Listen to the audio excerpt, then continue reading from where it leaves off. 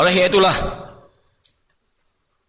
dalam berdakwah ila Allah Subhanahu wa taala hendaknya kita ini saling ta'awun. Kalau antum melihat diterbitkan oleh MUI bagaimana Syiah di Indonesia ini, mereka sudah punya lebih dari 60 pondok pesantren. Jawa Timur aja sekitar 17, Jawa Tengah 16, Bandung 12, Jakarta 18, luar Jawa lebih dari 30 pondok pesantren miliknya orang Syiah. Yang belajar di Iran lebih dari 15.000. Itu mereka nanti kalau pulang dirikan pondok pesantren. Bagaimana kondisi negara kita? Mungkin seperti di Yaman atau seperti di Suriah. Bagaimana kaum muslimin dibantai? Sekarang ini Syiah mereka sudah mengumumkan, kami sekarang sudah sebanyak 3 juta sampai 5 juta. Sekarang kita lihat Ahlus Sunnah di Indonesia ini berapa jumlahnya. Dan mereka tahu kalau nanti perang, namanya orang Syiah mesti bersatu padu sama orang-orang Syuyu'i, orang-orang komunis, orang-orang Kristen. Lihat pembantaian yang ada di Baghdad. Hanya dalam tempo 40 hari. Bagaimana Nasiruddin At-Tusi wa Abdul Al-Qami berkhianat kepada pemerintah Abbasiyah waktu itu. Yang tentaranya waktu itu jumlahnya 100 dipersedikit hingga jumlahnya tinggal 10.000.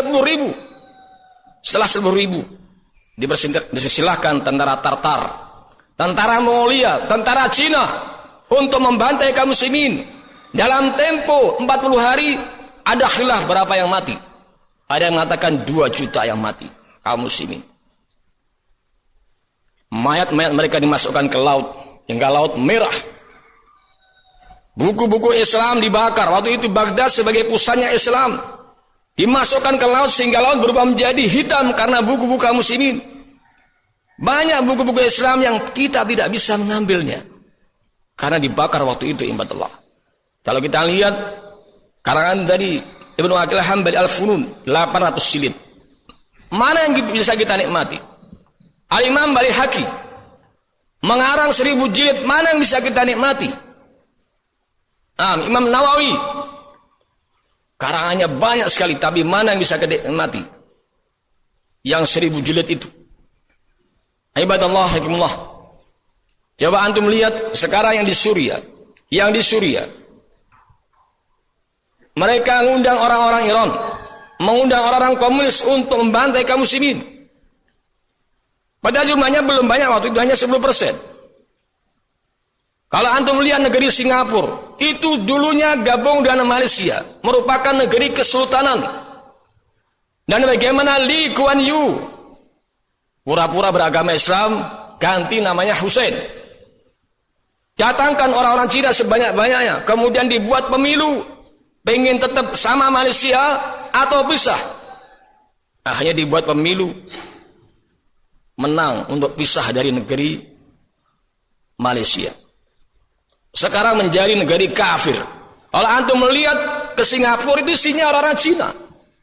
Orang-orang Melayu ini sudah mulai ditiadakan, sudah nggak dipedulikan. Kerjaannya mungkin rendah-rendah, itu tukang sapu atau apa. Saya pernah ke sana tahun 2007. Hampir nggak ngelihat ini mana orang-orang Melayu. Pada negeri kesultanan. Ibadallah, idza fasada Syam fala khaira fikum. Kalau Syam ini sudah rusak, tidak ada kebaikan untuk kalian. Lihat negeri Yordania, negeri Libanon, Suriah, Palestina. Ini 4 negara bagian daripada Syam. Ada bagian dari Mesir, ada bagian dari Saudi, ada bagian Irak, ada bagian dari Turki. Bagian-bagian daripada Syam. Dan mereka tahu kekuatan ada di sana. Palestina bagaimana? Ariel Sharon, Perdana Menteri Israel. Dia dianggap menjadi Perdana Menteri karena berhasil menembak 3.000 orang Palestina. Dia sendiri 3.000 orang Palestina dibantai. Masya Allah. Bagaimana juga Yaman? Al-Yaman wa hikmatu Yamaniyah. Kondisi Yaman, bagaimana dulu Ali Abdullah Soleh memerangi orang Syiah. Dulu memerangi orang Syiah. Setelah itu dikudeta. Dan siapa yang dihancurkan pertama kali? Dammad. Yang dirintas oleh Syekh Mubaid lebih dari 20 tahun. Ditersangka sama Syekh Yahya. Damat yang tidak pernah latihan perang ibadallah, diserang, diboikot, tidak ada makanan masuk selama 3 bulan lebih. Ratusan santri para penghafal Quran. Banyak teman-teman kita yang dulu di sana. Syekh Kamal Adani. Nah, aydan Syekh Fadil Adil Asyari. Aydan Syekh Umar Iraqi Al-Kurdi dan lain-lainnya. Banyak sekali mereka mati. Lalu teman-teman kita yang sudah para hafal Quran, sudah menjadi para pengajar, dibantai sama orang-orang Syiah. Dan Indonesia ini, mereka sudah terang-terangan. Jaudir Rahmat tokoh Syiah mengatakan, kalau kami terus diganggu, kami akan jadikan Indonesia Suriah kedua. Suriah kedua. Indonesia akan jadikan Suriah kedua. Terang-terangan berani. Bahkan di negeri kita ini Syiah sudah resmi menjadi madhab yang kelima, madhab Ja'fari.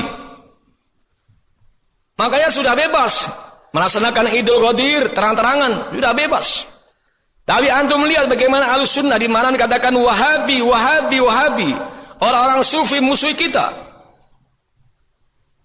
Saudara kita yang dari Madiun mau mendirikan pondok pesantren, dihalangi sama mereka orang sufi. Di Tuban ada 2 masjid Ahlus-Sunnah direbut sama orang sufi. Di Madiun juga ada masjid direbut sama orang sufi.